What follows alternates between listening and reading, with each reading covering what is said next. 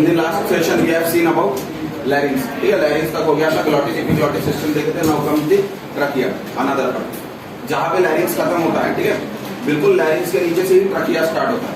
Trachea is also known as wind pipe, it is also known as wind pipe. Length of trachea is around 10 to 12 centimetre, ठीक है, 10 to 12 centimetre की length होती है, around 4 inch, 11 centimetre is around 4 inch, तो 4 inch की length present है। Trachea को wind pipe जरूर बोला जाता है, बट ट्रकिया का एक सबसे अच्छा कैरेक्टरिस्टिक फीचर है कि C shape cartilaginous ring present है, C shape cartilaginous rings are present, ठीक है। अब ये जो रिंग्स है, ये रिंग्स इसीलिए प्रेजेंट है ताकि वो कोलैप्स नहीं होना चाहिए, ठीक है। तो ट्रकिया जो है ये रिंग्स के कारण रिजिड हो गया। पहला, ये जो रिंग्स है ये कंप्लीट नहीं है, सी शेप है, ठीक है, सी शेप है, इसका मतलब ये इस तरीके से है कि आगे फुल्ली फॉर्म्ड है और पीछे इनके एंड टू एंड एक दूसरे को फ्यूज नहीं हुए, ठीक है। ये जो पीछे के एंड्स है वो ओपन है। अब इसी स्ट्रक्चर को अगर ऐसा घुमा देते हो तुम तो वो समवट सी शेप दिखता है, इसीलिए उसे सी शेप रिंग बोला जाता है, ठीक है। अब वो फुल्ली फॉर्म इसीलिए नहीं है क्योंकि उतनी जरूरत पड़ी नहीं, उतना इलास्टिक रिकॉइल प्रेजेंट होना चाहिए, उतनी इलास्टिसिटी प्रेजेंट होना चाहिए, क्योंकि जब एयर जाएगी ट्रकिया में से तो ट्रकिया थोड़ा सा खुलना चाहिए।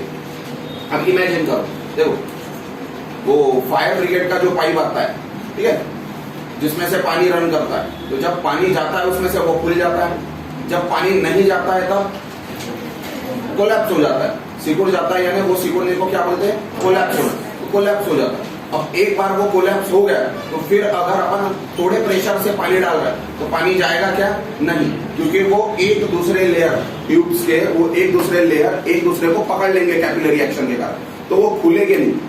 समझ में आ रहा है? ये जो विंड पाइप है, ये विंड पाइप में से भी एयर जाएगी और एयर आएगी, एयर जैसी आएगी ये विंड पाइप कोलैप्स हो जाएगा, कोलैप्स हो जाएगा तो विंड पाइप के लेयर एक दूसरे को अटैच हो जाएंगे, अटैच होने के कारण कैपिलरी एक्शन प्रेजेंट हो जाएगी वहां, और वो कैपिलरी एक्शन के कारण, फ्रिक्शन के कारण वो इतने जबरदस्त तरीके से चिपक जाएंगे कि फिर अपन सांस लेने की कोशिश भी करेंगे तो शायद वो खुलेंगे नहीं, क्योंकि अपन बहुत ज्यादा फोर्सफुली रेस्पिरेशन नहीं कर सकते, ठीक है। एक लेवल है, उतनी ही एनर्जी का एक्सपेंडिचर कर सकते। तो जब वो विंड पाइप ओपन ही नहीं होगा तो एयर जा पाएगी क्या, नहीं। इसीलिए बहुत जरूरी होता है कि जब एक्सहालेशन होता है, यानी जब एयर बाहर निकल रही है बॉडी से, तब वो विंड पाइप कोलैप्स हो, पर इतना ही कोलैप्स हो ताकि अगले इंस्पिरेशन में वो पूरा खुल सके, उसे पूरा चिपकने से रोकना है। इसीलिए रिंग्स प्रेजेंट है, ये रिंग्स उसे पूरा कोलैप्स होने देगी क्या, कभी नहीं, पूरा कोलैप्स होने नहीं देगी। अब ये जो रिंग्स है ये अराउंड 15 to 20 नंबर्स में प्रेजेंट होते हैं, किसी में 15 रिंग रहेंगे, किसी में 17 रहेंगे, किसी में 19 रहेंगे, तो किसी में 20 रहेंगे, ठीक है। एक रेंज की बात कर रहे हैं अपन, और जैसे जैसे एज बढ़ते जाती है ऑटोमेटिकली ट्रकिया का डायमीटर भी बढ़ेगा। जो ट्रकिया का डायमीटर है, ये डायमीटर भी थोड़ा सा इंक्रीज होगा, और साथ में वो जो रिंग्स है, यानी कार्टिलेज का जो रिंग है, उस रिंग का साइज भी इंक्रीज होगा कंपैरेटिवली। ये जो कार्टिलेजिनस रिंग है, ये कार्टिलेजिनस रिंग के बिटवीन, बीच में जो मस्कुलर लेयर है, मसल की लेयर है, जिसको मस्कुलर लेयर बोल रहे हैं, ये मस्कुलर लेयर इलास्टिक है, कैसी है, इलास्टिक है, so that it can recoil होते रहना चाहिए उसमें। अगर वो रिकॉइल नहीं होगा तो कोलैप्स हो जाएगा, ठीक है, कोलैप्स नहीं होना चाहिए, इसीलिए इलास्टिसिटी प्रेजेंट है। अब एक लेवल बाद जैसे ही लगभग 10-11 सेंटीमीटर हो जाता है, ट्रकिया जो होता है वो डिवाइड होता है। ये जो ट्रकिया है, ये ट्रकिया डिवाइड होता है 2 पार्ट्स में, ठीक है। और ये जब डिवाइड हो रहा है 2 पार्ट्स में, तो ये 2 स्ट्रक्चर बना रहा है, एक बना रहा है राइट ब्रोंका है और दूसरा बना रहा है लेफ्ट ब्रोंका। तो ऐसे 2 ब्रोंका बन रहा है, ट्रकिया जैसे डिवाइड हो रहा है। डायग्राम में दिख रहा है तुम्हें, ये है राइट और ये है लेफ्ट ब्रोंका। और ये जो ब्रोंकाई होती है, ये ब्रोंकाई भी ठीक ट्रकिया जैसे ही दिखते हैं, ठीक ट्रकिया जैसे दिखते हैं। ये ट्रकिया है और ब्रोंकाई। अब क्वेश्चन ये आता है कि तुम्हारे सामने अगर दोनों ट्यूब रखे, ट्रकिया भी रखा और ब्रोंकाई भी रखा, तो तुम किसे ट्रकिया बोलोगे, किसे ब्रोंकाई बोलोगे? वैसा पहचानना बहुत डिफिकल्ट है, ठीक है। अब तुम बोल सकते हैं ऐसा कि सर ट्रकिया का डायमीटर बड़ा रहेगा और ब्रोंकाई का डायमीटर छोटा रहेगा, वो अभी भी इस कंपैरिजन है। पर इमेजिन करो अगर तुम्हारे सामने एक बड़े किसी 30-35 साल के इंसान का ट्रकिया रखा और किसी 6-7 साल के चाइल्ड का ट्रकिया रखा, तो ऑटोमेटिकली 6-7 साल के चाइल्ड का ट्रकिया अडल्ट ट्रकिया से थोड़ा सा छोटा रहेगा। Then how you will identify that trachea and bronchi are different. तो उसको आइडेंटिफाई करने के लिए सबसे इंपॉर्टेंट होता है ये लेवल जहां पे कर्व प्रेजेंट है, जहां पे डिवीजन हो रहा है। तो जहां पे डिवीजन हो रहा है उस डिवीजन को बोला जाता है कराइना, कराइना या करीना जो स्पेल कर सकते हो। तो वो जो डिवीजन है उस डिवीजन के स्पेस को बोला जाता है कराइना। और वो कराइना इतना स्पेशल इसीलिए होता है क्योंकि कराइना में फुल कार्टिलेज रिंग प्रेजेंट है। डायग्राम में भी अपन ने एक सर्कल बनाया, दिख रहा है क्या? सर्कल दिख रहा है ये तो सर्कल यानी फुल कार्टिलेज की रिंग प्रेजेंट है, वो पूरी कार्टिलेज की रिंग प्रेजेंट होती है। अब ये जो डिवीजन हो रहा है वहां पे एंगल प्रेजेंट है। अगर तुम मिड लाइन से देखते हो तो एक टिपिकल एंगल प्रेजेंट होता है। तो ये भी एक अलग एंगल है, यहां से दिख रहा है ये एक अलग एंगल है और ये एक अलग एंगल है। दोनों एंगल सेम नहीं होते, दोनों एंगल सेम नहीं होते, ठीक है। राइट साइड का एंगल समवॉट ऑब्ट्यूज होता है, लेफ्ट साइड का एंगल समवॉट अक्यूट होता है। अब यहाँ पे ऑब्ट्यूज और अक्यूट में अपने को कैसे देखना है? एक्चुअल मीनिंग नहीं देखना है। जैसा obtuse more than 90 degree, acute less than 90 degree, maths की डेफिनेशन। यहाँ पे वैसे नहीं बात कर रहा, वो बोल रहा है कि राइट साइड का ज्यादा ऑब्ट्यूज है, लेफ्ट साइड का थोड़ा सा अक्यूट है। इसका मतलब कंपैरेटिवली राइट साइड का एंगल बड़ा है, लेफ्ट साइड का एंगल छोटा है। और इसके पीछे रीजन ये है कि बीच में जो जगह है दोनों लंग्स के बीच में, वो लंग्स के बीच में के जगह में हार्ट प्रेजेंट है। मीडियास्टिनम बोले ना अपन ने, ये जो खाली जगह दिख रही है यहाँ, इस जगह को क्या नाम दिया जाता है? मीडियास्टिनम। ये मीडियास्टिनम में हार्ट प्रेजेंट और हार्ट समवॉट लेफ्ट साइड में प्रेजेंट है, सेंटर में प्रेजेंट नहीं। तो समवॉट लेफ्ट साइड में हार्ट प्रेजेंट होने के कारण उसने लेफ्ट साइड के लंग को थोड़ा सा पुश किया, थोड़ा सा टिल्ट किया। जब लेफ्ट साइड का लंग थोड़ा सा लेफ्ट साइड में पुश किया जा रहा है तो ऑटोमेटिकली उसके ऊपर का जो एंगल है, ये एंगल कम हो जाएगा ना। ये सेंटर है और ये लंग जब इधर पुश किया जा रहा है तो ये लंग जब ऐसा पुश होगा तो इन दोनों के बीच में एंगल पहले ऐसा था, हार्ट प्रेजेंट होने के कारण ये ऐसा पुश हो गया तो एंगल क्या हो गया? पहले से कम हो गया, दिख रहा है ना? कम हो जाएगा ना, इसीलिए वो अक्यूट हो गया। राइट साइड का ऑब्ट्यूज है तो ऑब्ट्यूज ही रहेगा, क्लियर। उसके बाद आता है ब्रोंकाई की तरफ। Fifth part is bronchi. Bronchi are nothing but division of trachea and they be classified as, इनको क्लासिफाई करते हैं अपन। क्लासिफाई कैसे करते हैं? Primary, secondary, tertiary and in somewhat quaternary. Quaternary हर जगह पे मिलेगा ऐसा जरूरी नहीं है। तो प्राइमरी ब्रोंकाई रहेगा, ये प्राइमरी ब्रोंकाई है। उसके बाद इसका ब्रांच ये सेकेंडरी ब्रोंकाई है, फिर उसके बाद इसका ब्रांच ये टर्शरी ब्रोंकाई है, और उसके बाद ये टर्शरी ब्रोंकाई का ब्रांच ये क्वाटरनरी। तो ऐसे अलग अलग ब्रांचेस देखने मिलते हैं। ये चारों स्ट्रक्चर को मिला के, ये चारों स्ट्रक्चर को मिला के ब्रोंकियल ट्री बोला जाता है। क्या बोला जाता है? Bronchial tree. यानी अगर पूरे के पूरे ब्रोंकाई के सेट को अपन लंग्स में से बाहर निकालते तो इमेजिन करो कैसे दिखेगा वो बिना लीव्स का पेड़। बिना लीफ का पेड़ कैसे दिखता है? छोटे छोटे ब्रांचेस, पहले बड़े ब्रांचेस, फिर उससे छोटे, फिर उससे छोटे और फिर सबसे छोटे ब्रांचेस। इमेजिन कर पा रहे? तो वैसे बिना लीफ का ट्री जिस तरह से अपने को अपीयरेंस देता है वैसा ही अपीयरेंस ये ब्रोंकियल ट्री देता है। अब ब्रोंकियल ट्री में जैसे जैसे आगे जा रहे हैं अपन ट्यूब्स में, दो तीन चीजें चेंज होते जा रही है। सबसे पहली चीज जो चेंज हो रही है डायमीटर ट्यूब का। जो ब्रोंकियल ट्यूब है उस ट्यूब का डायमीटर जैसे जैसे डिवीजन हो रहा है कम होते जा रहा है। दूसरा, ये जो ब्रोंकियल ट्री है, ये ब्रोंकियल ट्री के जो ब्रोंकाई हैं उनमें कार्टिलेज प्रेजेंट नहीं होता, ठीक है। कार्टिलेज प्रेजेंट नहीं होता क्योंकि वो ट्यूब इतना छोटा है कि उसमें कार्टिलेज डेवलप नहीं हो पाता है जितना होना चाहिए उतने एफिशिएंट से। तीसरा, ये जो ब्रोंकाई है, ये ब्रोंकाई का जो एपिथेलियम है, ये ब्रोंकियल ट्री का जो एपिथेलियम है यानी इसके जो सेल्स है, ये एपिथेलियल से इलास्टिक रहते हैं। अब ये इलास्टिसिटी डायरेक्ट एपिथेलियम में प्रेजेंट है, इसीलिए शायद कार्टिलेज प्रेजेंट नहीं है, ऐसा बोला जाता है। क्यों? क्योंकि कार्टिलेज रखने के पीछे मकसद क्या था? इलास्टिसिटी जनरेट करना। अब वो एपिथेलियम नहीं अगर इलास्टिसिटी को ओवरटेक कर लिया तो फिर कार्टिलेज की जरूरत नहीं थी। तो वो जो एपिथेलियम है वो समवॉट इलास्टिक रहता है, ऐसा बोला जाता है। ये जो ट्रकिया है, ये ट्रकिया की इनर लाइनिंग जो होती है, इनर लाइनिंग जो होती है, ये इनर लाइनिंग सीलिएटेड एपिथेलियम से बनी होती है। यानी ट्रकिया के अंदर कौन सा एपिथेलियम प्रेजेंट है? इनसाइड इनर लाइनिंग है, समझ में आ रहा है ना? इनसाइड अपने को कौन सा एपिथेलियम देखने मिलता है? सीलिएटेड। क्यों सीलिएटेड एपिथेलियम देखने मिल रहा है अपने को? सीलिएटेड एपिथेलियम इसीलिए देखने मिल रहा है कि एयर के साथ साथ, वैसे नेजल कैविटी में अपन देखे थे 3 अलग अलग पार्ट प्रेजेंट है और जो सबसे फर्स्ट सब पार्ट में रीजन प्रेजेंट है वहां पे हेयर्स का प्रेजेंस देखने मिलता है। वो हेयर्स समवट डस्ट पार्टिकल को या माइक्रो पार्टिकल्स को ऑब्स्ट्रक्ट करने का, ऑक्लूड करने का काम करते हैं, ठीक है, रोकने का काम कर रहे हैं, प्रिवेंट कर रहे हैं। पर समवॉट इमेजिन करो कि एयर फोर्सफुली इंस्पिरेशन करने के कारण माइक्रो पार्टिकल या डस्ट पार्टिकल उस एरिया को क्लियर करते हुए ट्रकिया तक पहुंच गया। तो ट्रकिया में अगर कोई माइक्रो पार्टिकल चले गया तो उस पार्टिकल को लंग्स तक जाने देना है क्या? नहीं, रोकना पड़ेगा ना। तो ये जो सीलिएटेड इपिथेलियम है, ये सीलिएटेड इपिथेलियम पार्टिकल्स को कैच करता है, ठीक है।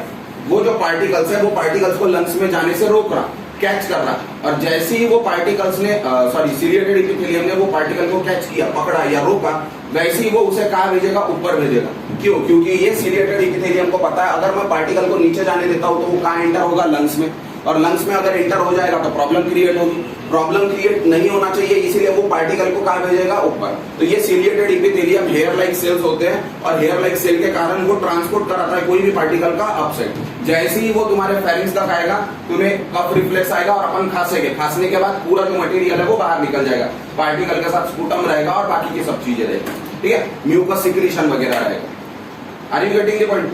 क्योंकि ये इंपॉर्टेंट है ट्रिगर मैकेनिज्म में। अस्थमा का जो ट्रिगर मैकेनिज्म रहता है उसमें ये सीलिएटेड इपिथेलियम का काफी ज्यादा रोल होता है। जब डिसीज देखेंगे अपन ये चैप्टर में तब आएगा वो, समझे यहाँ तक कहानी? अब ब्रोंकाई के बाद जो पार्ट आता है that is sixth part, that is termed as lungs. Lungs are principal respiratory organ.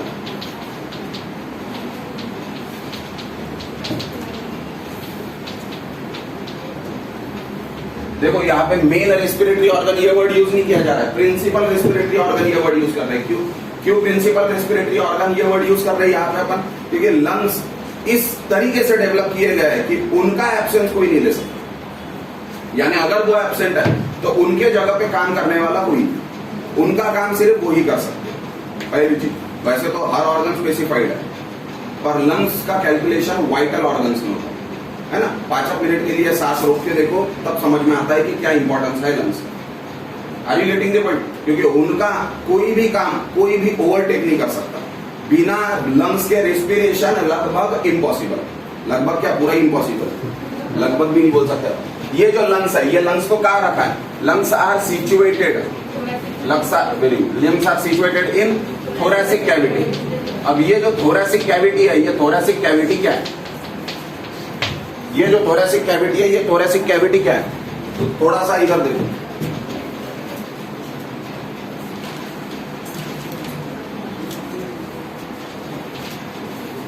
ये जो चेम्बर बना है अपन ने, ठीक है, कौन सा शेप है ये चेम्बर का? क्या बोल सकते हैं ये शेप को?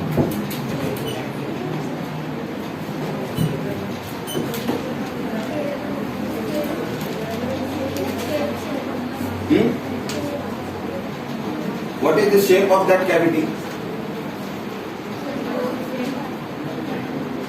थोड़ा जोर से बोलो। यही तो प्रॉब्लम है, अपन जो पढ़ते शेप उसको कोरिलेट नहीं कर पाते ना। अरे पिरामिडल शेप हुआ ना वो, क्यों बोल रहे हो उसको पिरामिडल शेप? अब तुम बोलोगे सर पिरामिड तो पॉइंटेड रहता, शेप को कैसा पढ़ा जाता है? Broad at the base, narrow at the apex, pyramidal. ये भी broad at the base, narrow at the apex, pyramidal. तो समवॉट पिरामिडल है। क्यों? क्योंकि 3 डायमेंशन में देखना है ना अपने को, ट्रायंगुलर तो बोल नहीं सकते। अरे 3D ऑब्जेक्ट है ना अपन, लिविंग ऑर्गेनिज्म 3D है ना, कि 2D है, इसमें तो कोई डाउट नहीं। तो इसीलिए पिरामिडल शेप बोलते हैं। अब जैसे थोरैसिक कैविटी को नाम लिया अपन ने, ये थोरैसिक कैविटी के बाउंड्रीज रहेंगे। कौन सी बाउंड्री कहाँ प्रेजेंट रहती है?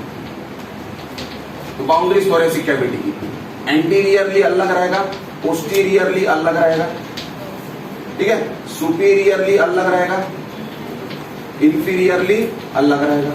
चलो बोलो, एंटीरियरली यानी आगे, आगे रहेगा ना। कौन है एंटीरियरली? स्टर्नम। Very good. तो बीच में जो सेंटर में प्रेजेंट है दैट इज स्टर्नम। पोस्टीरियरली कौन प्रेजेंट है? Vertebral column. कौन सा vertebral column? Thoracic vertebral column.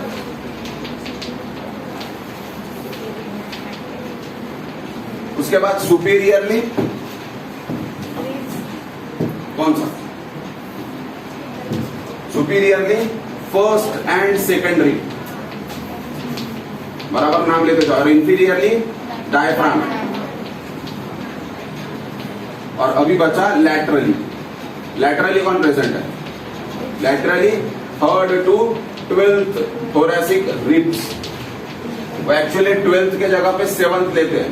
क्यों? क्योंकि एक्चुअल thoracic कैविटी पहले 7 रिब ही बनाता है। याद करो, 9th 10th 11th 12th rib किसको प्रोटेक्ट कर रहा? राइट साइड में लीवर को, लेफ्ट साइड में स्टमक स्प्लीन को, और बैक साइड में किडनी को। याद आ रहा है क्या कुछ?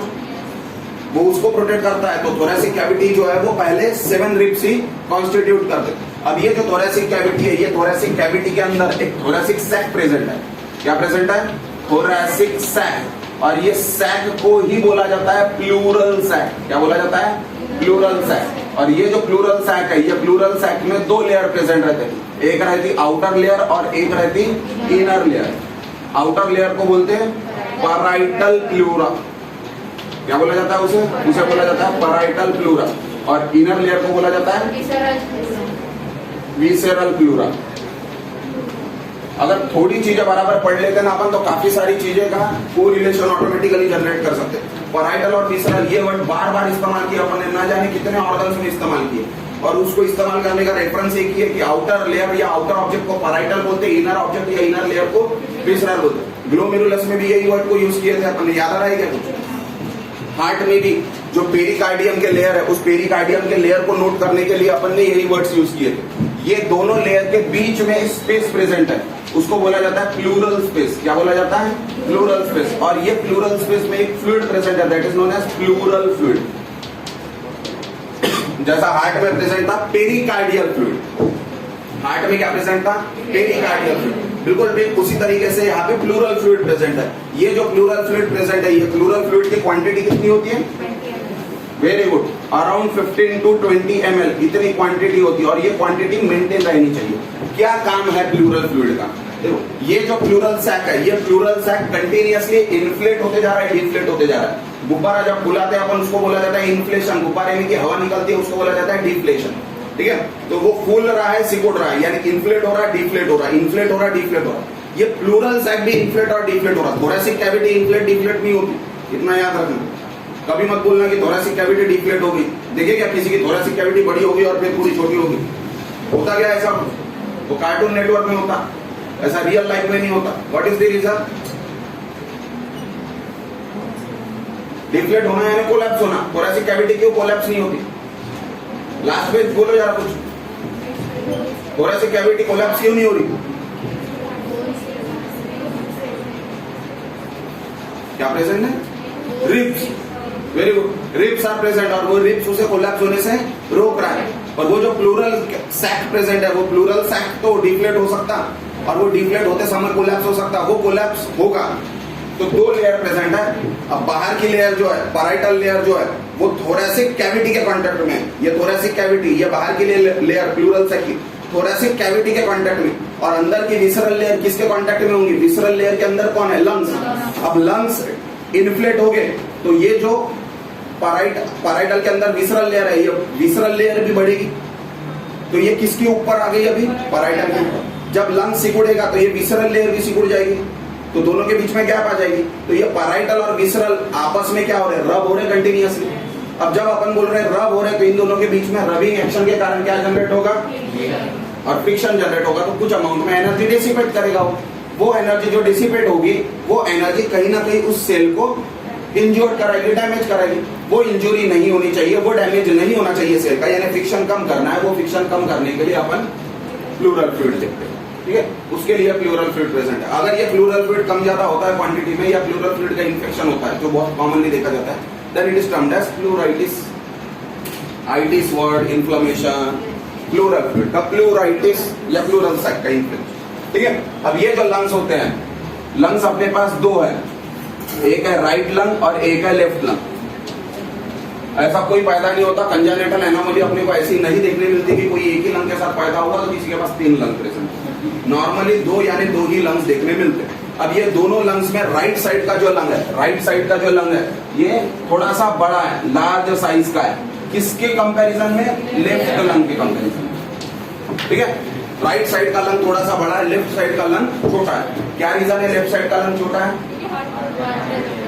क्योंकि पेरिकार्डियल कैविटी या पेरिकार्डियल स्पेस बनाने के लिए जो जगह लग रही थी, उसको कंट्रीब्यूट किसने किया? Left lung. ठीक है, अब ये जो राइट साइड का लंग है, ये जब टूटेगा तो राइट लंग में 3 लोब्स देखने मिलते हैं अपने को, वही लेफ्ट लंग में अपने को सिर्फ 2 ही लोब्स देखने मिलते हैं। बड़ा है ना राइट लंग, तो ऑटोमेटिकली उसके पास कितने लोब्स रहेंगे? 3। लेफ्ट लंग छोटा है, इसीलिए उसके पास कितने लोब्स है? 2। क्लियर हो रही है पिक्चर? तो इसीलिए राइट साइड में अपने को 3 लोब्स देखने मिलते हैं, लेफ्ट साइड में अपने को 2 लोब्स देखने मिलते हैं। लेफ्ट साइड के 2 लोब का नाम कैसा है? लेफ्ट साइड के 2 लोब का नाम है, सॉरी, राइट साइड के 3 लोब्स का नाम कैसे रहेगा? एक ऊपर रहेगा, एक बीच में रहेगा, एक नीचे रहेगा। ऊपर वाले को बोला जाएगा सुपीरियर, वेरी गुड। बीच वाले को मिडल और नीचे वाले को। वही अगर लेफ्ट साइड में जाते तो लेफ्ट साइड में इस तरह से वो लंग्स 2 लोब में डिवाइड होता है। लेफ्ट साइड का जो लंग है वो थोड़ा सा टिल्टेड है, थोड़ा सा ऐसा, ठीक है, थोड़ा सा टिल्टेड है। ऊपर का पॉइंट आगे और पीछे का पॉइंट, नीचे का पॉइंट पीछे है।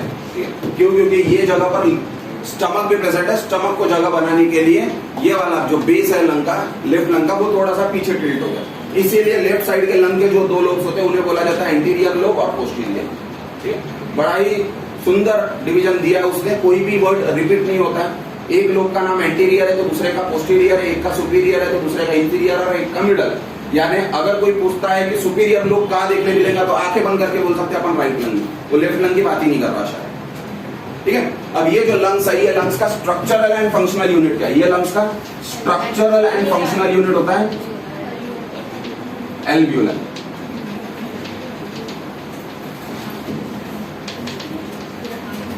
ये जो एल्वियोला है, एल्वियोला है बलून लाइक स्ट्रक्चर होता है।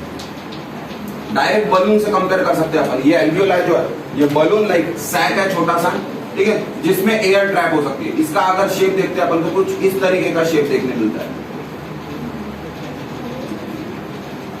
ठीक है, अब ये क्या होगा? ये होगा ब्रोंक्यूल। क्या नाम दिए इसे? ब्रोंक्यूल।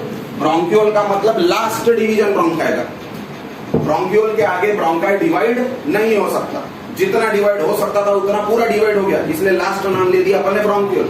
और ब्रोंक्यूल बोल के छोड़ दिए, क्यों? क्योंकि वो आगे और डिवाइड नहीं हो सकता। पहली जैसे ही ब्रोंकाई एंड टर्मिनेट होने लग गया, टर्मिनेट होने के जगह पर वो स्वेल हो जाता है, फूल जाता है, और वो फूले हुए सोलन स्ट्रक्चर को ही बोल रहे हैं अपन एल्वियोला। वो एल्वियोला एयर ट्रैप करता है, यानी ये जो भी ब्रोंकाई में से एयर आ रही है ये ब्रोंक्यूल के जरिए किसके अंदर आएगी? एल्वियोला के अंदर। ये जो एल्वियोला है या सैक है, इसकी जो लेयर है, ये लेयर बहुत ही ज्यादा थिन होती है, बहुत ज्यादा थिन होती है, इसीलिए इसको नाम दिए स्क्वैमस एपिथेलियम। क्या नाम दिए इसे? Squamous epithelium. तो स्क्वैमस एपिथेलियम देखने मिलता है अपने को। और दूसरा, ये जो एल्वियोला है, ये एल्वियोला में कोलेजन फाइबर्स प्रेजेंट है। क्या प्रेजेंट है? Collagen fibre. जब कोलेजन फाइबर की बात कर रहे हैं तो कोलेजन फाइबर के पास टेंसाइल स्ट्रेंथ होती है, और जब टेंसाइल स्ट्रेंथ होती है तो ऑटोमेटिकली इलास्टिसिटी जनरेट हो जाती है। यानी एल्वियोला में एयर गई तो वो इन्फ्लेट हो जाएगा, खुल जाएगा, एयर निकल गई तो वो डिफ्लेट हो जाएगा, सिकुड़ जाएगा।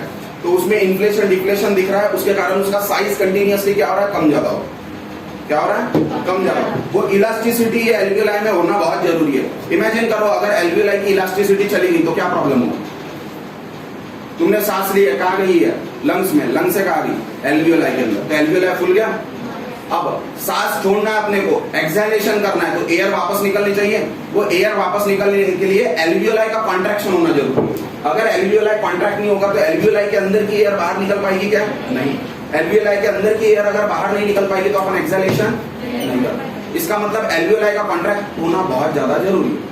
और वो कॉन्ट्रैक्शन कराने के लिए वहां पे कोलेजन प्रेजेंट है। कोलेजन एक तरह का इलास्टिक टिश्यू है, वो इलास्टिक टिश्यू के कारण वो जो एल्वियोलाई है बहुत अच्छे तरीके से कॉन्ट्रैक्ट हो पा रहा है।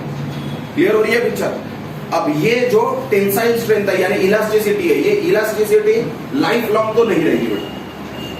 एक रबर बैंड तुमने लिया फॉर एग्जांपल, और वो एक रबर बैंड को कंटिन्यूअसली तुम खींच रहे हो, छोड़ रहे हो, खींच रहे हो, छोड़ रहे हो, और ऐसा कंटिन्यूअसली 2-3 घंटे से चल रहा है या 4-5 दिनों से चल रहा है, तो ऑटोमेटिकली 3-4 दिन बाद अपने को उसकी इलास्टिसिटी थोड़ी सी कम मिलेगी।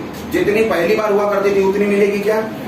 और अगर ऐसा काफी लंबे अर्जे तक चल रहा है, कितने अर्जे तक वो मैं नहीं बता सकता, पर काफी लंबे अर्जे तक अगर चल रहा है तो एक समय ऐसा आएगा कि अपन खींचते हैं तो वो इन्फ्लेट तो हो जाएगा, इलास्टिसिटी से खींचा तो जाएगा, पर जब छोड़ेगा तब वापस जा ही नहीं पाएगा, यानी रिकॉइल नहीं हो, उसकी इलास्टिसिटी पूरी चली। तो एल्वियोलाई की अगर इलास्टिसिटी चली गई तो एल्वियोलाई कॉन्ट्रैक्ट नहीं हो पाएगा, तो उसके अंदर की एयर बाहर जब उसके अंदर की एयर बाहर नहीं आ पाएगी तो नई फ्रेश एयर अंदर जा पाएगी क्या? उसकी प्रॉब्लम होगा या नहीं होगा? बहुत बड़ा प्रॉब्लम। वो कंडीशन को बोलते हैं एम्फाइसेमा। फाइब्रोसिस, सिस्टिक फाइब्रोसिस जो लैंड करती है एम्फाइसेमा। और एम्फाइसेमा के लिए सबसे अच्छा रीजन, वेरी गुड, स्मोकिंग। सबसे स्ट्रॉन्ग रीजन। मूवी देखने जाते हैं अपन, तंबाकू, सिगरेट, बीड़ी, गुटखा आता पहले, वो जो सैंपल दिखा था रमेश दिनेश को ने, वो पड़ा हुआ रहता, सांस लेने नहीं होता उसको, बेड पे पड़ा रहता ना, वो कितनी लंबी सांस लेता हो, फिर भी सांस लेना नहीं हो रहा उससे। क्यों? क्योंकि वो एम्फाइसेमा में लैंड होगा। और एम्फाइसेमा ही रिवर्सिबल है। क्यों? प्रैक्टिकली पॉसिबल है कि हर एल्वियोलाई का कोलेजन फाइबर चेंज करना प्रैक्टिकली पॉसिबल है। क्यों? क्योंकि पूरे लंग्स में कितने एल्वियोलाई प्रेजेंट होंगे? मिलियंस में। अरे मिलियंस में प्रेजेंट है ना, कुछ एक दो प्रेजेंट है क्या? एक दो नहीं है, मिलियंस में प्रेजेंट है। तो प्रैक्टिकली पॉसिबल नहीं है। एम्फाइसेमा में लैंड हुआ तो एक ही ऑप्शन है, लंग्स का ट्रांसप्लांटेशन करो, पुराने लंग्स निकालो, नए लंग्स लगा। पर वो उतना आसान दोनों तरीके से नहीं है, लंग्स भी नहीं मिलेगा और इकोनॉमिकली भी सस्ता नहीं है, बहुत महंगा है। और हार्ट लंग मशीन के ऊपर रखना तो और ज्यादा महंगा है। हार्ट लंग मशीन बहुत ज्यादा किराया लेती है, वो 10-12 लाख रुपए एक दिन का चार्ज है वो मशीन का। समझ में आ रहा है? आर्स के हिसाब से कैलकुलेट करते। ये जो एल्वियोलाई, ये एल्वियोलाई के ऊपर अभी नेटवर्क प्रेजेंट है, तो ये एल्वियोलाई के ऊपर नेटवर्क प्रेजेंट होता है। और ये जो नेटवर्क होता है ये किसका होता है? कैपिलरीज का। तो ब्लड की जो कैपिलरीज है, ये कैपिलरीज का नेटवर्क देखने मिलता है। अब तक अपन ने ऐसा नहीं बोले कि लंग्स के ऊपर नेटवर्क है, अपन क्या बोल रहे हैं? एल्वियोलाई के ऊपर नेटवर्क है कैपिलरीज का। क्यों एल्वियोलाई के ऊपर है? देखो, वो जो एल्वियोलाई है, वो एल्वियोलाई की जो आउटर लेयर है वो कैसे बनी है? स्क्वैमस एपिथेलियम से। और स्क्वैमस एपिथेलियम जो होता है ये बहुत अच्छे से कोई भी चीज का डिफ्यूजन कर सकता है। यानी स्क्वैमस एपिथेलियम को क्रॉस करना बड़ा आसान है।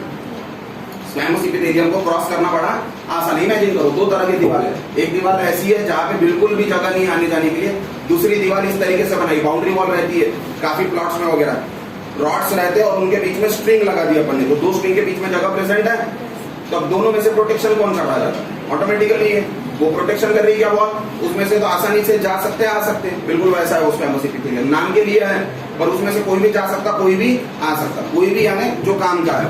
तो यहाँ पे ये जो एल्वियोलाई, ये एल्वियोलाई के अंदर जैसी एयर आ गई, उस एयर में ऑक्सीजन रहेगा, वो ऑक्सीजन को कहा जाना है ब्लड में जाना, और ब्लड का है कैपिलरीज के अंदर। तो स्क्वैमस एपिथेलियम को क्रॉस करके ऑक्सीजन डायरेक्टली एल्वियोलाई से कहां शिफ्ट हो जाता है? कैपिलरीज के ब्लड में। और कैपिलरीज के ब्लड में जो कार्बन डाइऑक्साइड है उसको कहा जाना है एल्वियोलाई में। तो स्क्वैमस एपिथेलियम को क्रॉस करके वो उधर चले जाए। तो ऐसा पैराडिग्म शिफ्ट होता है, और वो शिफ्ट साथ साथ होता है। एक मॉलिक्यूल का ऑक्सीजन उधर से इधर आया तो एक मॉलिक्यूल कार्बन डाइऑक्साइड का इधर से उधर जाएगा। तो बार्टर सिस्टम चलता है। बार्टर सिस्टम यानी आदान प्रदान, लेन देन, ठीक है, फुकट में नहीं मिलता कुछ। नहीं समझ में आ रहा बार्टर सिस्टम तो कोई दुकान से कोई चीज ले लेने का और बोलने का उसको पैसे नहीं है या बाद में लेने, वो बता था फिर अपने को कंसेप्ट बार्टर सिस्टम। समझ में आया यहाँ तक? तो ये है एल्वियोलाई। अब ये एल्वियोलाई के आगे जो आता है वो आता है रेस्पिरेशन का फर्स्ट पार्ट, वहां से रेस्पिरेशन स्टार्ट होता है एक्चुअली, ठीक है।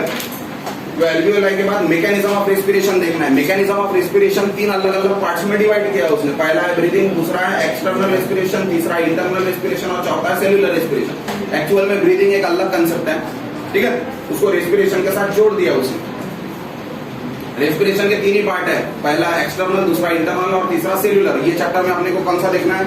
एक्सटर्नल और इंटरनल। तो अपना फोकस उधर रहेगा। पर सबसे पहले रेस्पिरेशन समझने के लिए अपने को ये समझना पड़ेगा कि एयर बॉडी के अंदर आ कैसी रही, एयर बॉडी से जा कैसी, ठीक है। तो अपने को देखना है ब्रीदिंग। जब ब्रीदिंग की बात कर रहे हैं, आवाज नहीं है पीछे, जब ब्रीदिंग की बात कर रहे हैं अपन, तो ब्रीदिंग एक तरह की रेस्पिरेशन एक्सरसाइज है। ब्रीदिंग में 2 फेज होते हैं, 2 फेज होता है। एक होता है इंस्पिरेशन का और दूसरा होता है एक्सपिरेशन।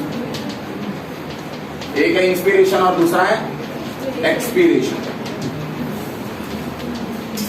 अब इंस्पिरेशन को इनहालेशन भी बोला जाता है और एक्सपिरेशन को एक्सहालेशन भी बोला जाता है। ये जो इंस्पिरेशन होता है, ये इंस्पिरेशन 3 सेकंड के लिए होता है अराउंड, और एक्सहालेशन जो होता है वो 1 सेकंड के लिए होता है अराउंड, ठीक है। तो इंस्पिरेशन कितने समय के लिए हुआ? 3 सेकंड के लिए, और एक्सहालेशन दोनों मिला के कितने सेकंड हुए? यानी एक रेस्पिरेशन की साइकिल कितने सेकंड में हो रही है? 4 सेकंड। एक इंस्पिरेशन और एक एक्सपिरेशन होने को बोला जाता है रेस्पिरेशन कंप्लीट होना, ठीक है। तो एक रेस्पिरेशन कंप्लीट कराने के लिए इंस्पिरेशन भी होना जरूरी है, एक्सपिरेशन होना भी जरूरी है। अपन ने सांस ले ली तो स्टेबल बैठ पाएंगे क्या अपन? सांस छोड़ने के बाद ही स्टेबल बैठेंगे।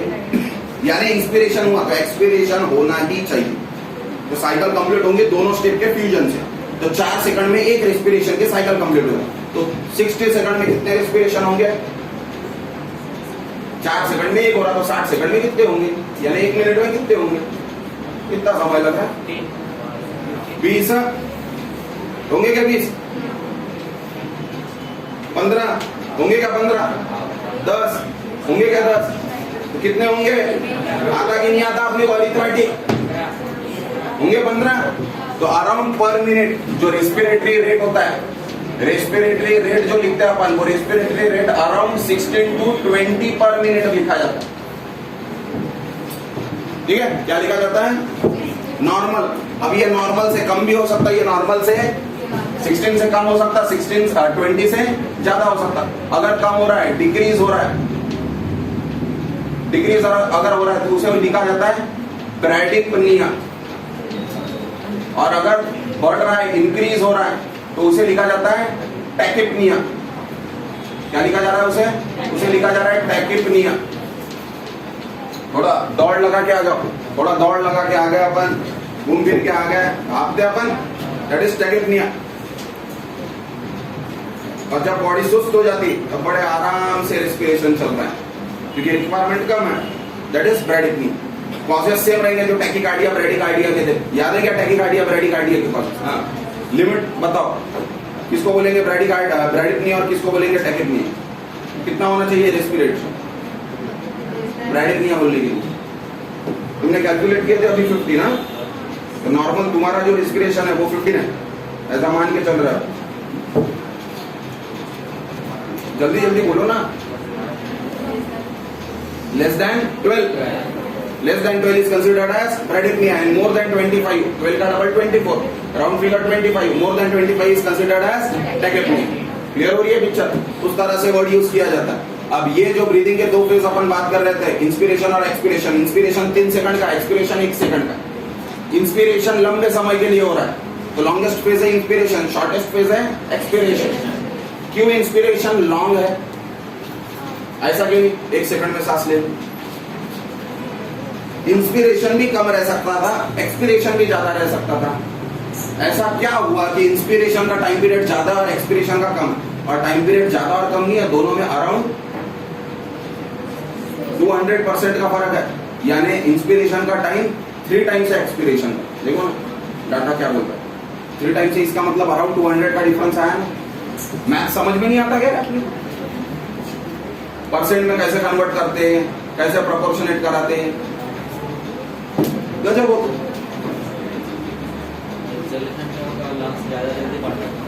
ज्यादा वेरी गुड। पहला रीजन, इलास्टिसिटी में कोई भी रबर बैंड को अगर तुम खींच रहे हो तो खींचने में समय लगेगा, छोड़ दो फ्रैक्शन ऑफ सेकंड में पहुंच जाएंगे। रिकॉइल बहुत जल्दी होता, तो वो पहला रीजन। और मोस्ट फेवर्ड रीजन, ये तो एक रीजन है, पर मोस्ट फेवर्ड रीजन जैसा रहता ना, 4 बच्चे अगर किसी को, तो चारों बच्चे प्यारे उसको, पर कोई एक आधा जरा ज्यादा रहता, नाक पर बैठा हुआ वैसा। उसने जो बोला वो भी रीजन है, और most favoured reason.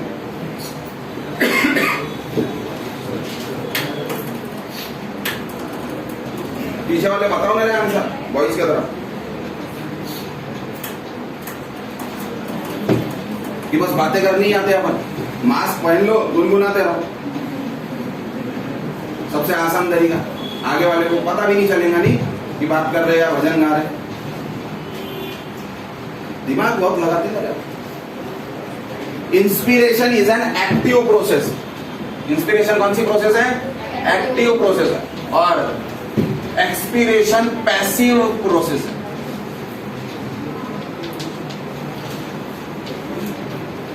What is difference between active and passive? मैंने तुमको बताया वो एक्टिव, मैंने बताया ये चीज तुम किसी और को बता रहे वो पैसिव। ऐसा ही है ना, एक्टिव वॉइस पैसिव वॉइस। क्या होगा एक्टिव प्रोसेस, पैसिव प्रोसेस?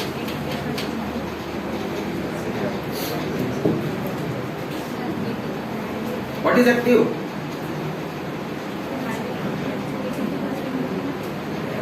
चलो अभी ये स्टेप पे ये भी नहीं पूछना चाहिए अपन ने, ये भी नहीं ऐसा होना चाहिए कि आ नहीं रहा आपने। What is active process, what is passive process? Very good. Energy का एक्सपेंडिचर अगर हुआ तो, और एनर्जी अगर नहीं लग रही है तो क्या करते? इंस्पिरेशन को एनर्जी लग रही है। अब एनर्जी का जब एक्सपेंडिचर हो रहा है, एनर्जी का अगर यूटिलाइजेशन हो रहा है, समय लगेगा या नहीं लगेगा? खाना बनाने को 2 घंटे लगे, खाना खाने को कितना समय लगे? समझ में आ रहा है? वो फर्क है ना एक्टिव और पैसिव में। तो एक्टिव में बन रहा है, एनर्जी का एक्सपेंडिचर हो रहा है, समय लगेगा थोड़ा सा, क्योंकि एनर्जी का एक्सपेंडिचर ऐसा तो नहीं होगा आया फटाक से हो गया एक्सपेंडिचर और काम हो गया, वो कुछ भी काम हो जाएगा ना फिर। इसलिए स्टेप बाय स्टेप फैशन में होता है, इसीलिए एक्टिव प्रोसेस थोड़ा सा समय लेती है, इसलिए इंस्पिरेशन थोड़ा ज्यादा समय में होता है। पैसिव प्रोसेस में जो एक्सपिरेशन है वो थोड़ा सा पैसिवली हो रहा है, इसीलिए कम समय में हो रहा है, तो उसका टाइम पीरियड थोड़ा सा कम है। ये इसीलिए बता रहा अलग अलग पॉइंट्स, क्योंकि वो डिफरेंस बिटवीन पूछता है, what is difference between inspiration and expiration, या what is difference between inhalation and exhalation. Clear हो रही है पिक्चर? अब कोई लोगों में जनरली ब्रैडिपनिया प्रेजेंट होता है, कोई लोगों में जनरली टैकिपनिया प्रेजेंट होता है, यानी उसका नॉर्मल बॉडी साइकिल इस तरह से मेंटेन है कि उसमें ब्रैडिपनिया हमेशा से प्रेजेंट है या उसमें टैकिपनिया हमेशा से। ऐसे कौन से लोग हो सकते हैं?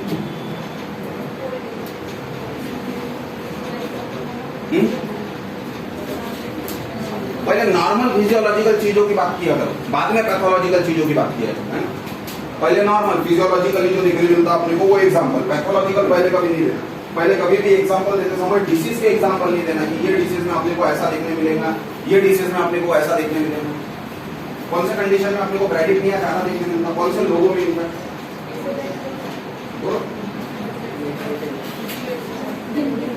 कौन से इसमें देखने मिलेगा बोलो ना? कोमा, कोमा में तो सांस ही नहीं ले रहा, मशीन डाल रही है उसमें सांस, वो अपने हाथ में अपन ब्रैडिपनिया में डालेंगे, टैकिपनिया में डालेंगे।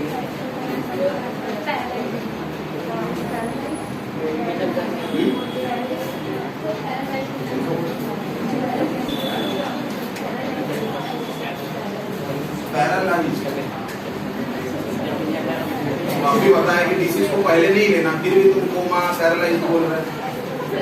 बीमारियां नहीं है क्या? इधर आएंगे किसके पास आंसर? तुम ऐसे ही रहो, पीछे के पीछे ही रहो। Swimmer, very good. पहला स्विमर क्या रहेगा? स्विमर में टैकिपनिया या ब्रैडिपनिया? पक्का ब्रैडिपनिया रहेगा या टैकिपनिया रहेगा? स्विमर में ब्रैडिपनिया रहता है। और अभी इसीलिए तो स्विमिंग सीखना कंपलसरी है ना यूरोपियन कंट्रीज में। क्यों? क्योंकि बॉडी किस में डाइवर्ट होती है? ब्रैडिपनिया में। और ब्रैडिपनिया कंडीशन बॉडी के लिए बहुत अच्छी है। क्यों? उसके 2 रीजन है, ब्रैडिपनिया से स्टेमिना बढ़ता है और दूसरा लाइफ स्पैन बढ़ता है। बताइए, और लाइफ स्पैन किसका ज्यादा रहता है? कौन जीता 100, 150, 200 साल? महात्मा गांधी जी, महात्मा बोले गांधी जी, यानी जो मेडिटेशन करने वाले योगिक पोस्चर में रहने वाले लोग हैं उनमें अपने को ब्रैडिपनिया देखने मिलता है। टैकिपनिया किस में मिलता है?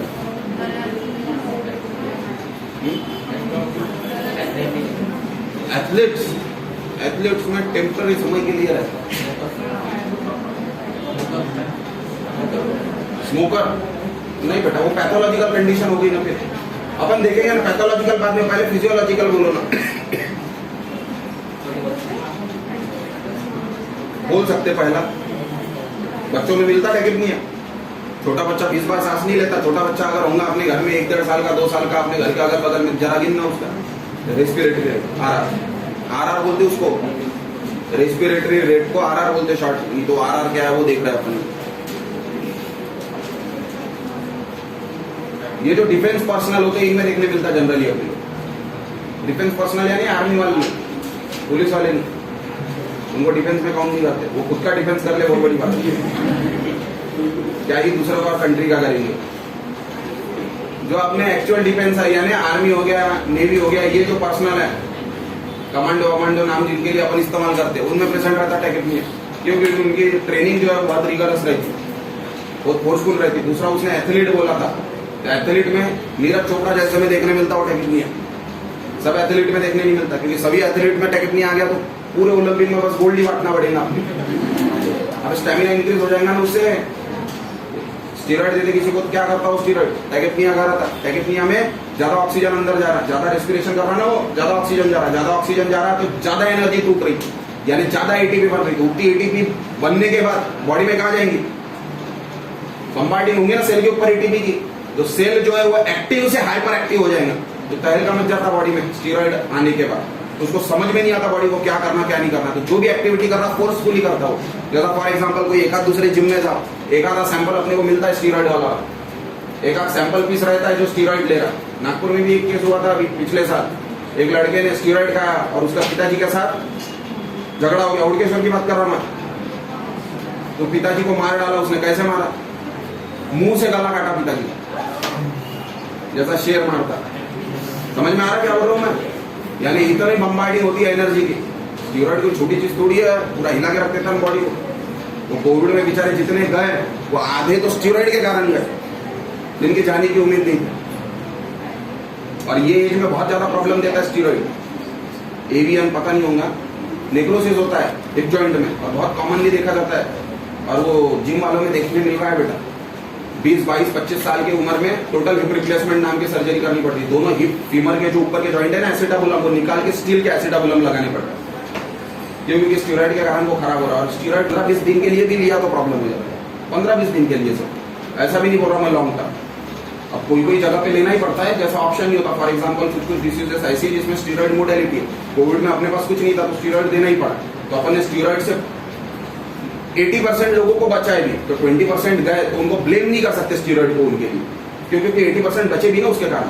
बस प्रॉब्लम ऐसा है कि स्टीरॉइड हर किसी की बॉडी एडजस्ट नहीं कर सकती, अकोमोडेट नहीं कर सकती। जैसा अपन बोलते हैं ना किसी को किसी से एलर्जी रहती, वैसा हर किसी की बॉडी हर चीज को, हर केमिकल को उस तरह से अकोमोडेट या एडजस्ट नहीं कर पाती। तो स्टीरॉइड को बहुत ज्यादा लोग एडजस्ट कर पाते, पर जो नहीं कर पाते उनमें बहुत बेकार कॉम्प्लिकेशन चल रहा है।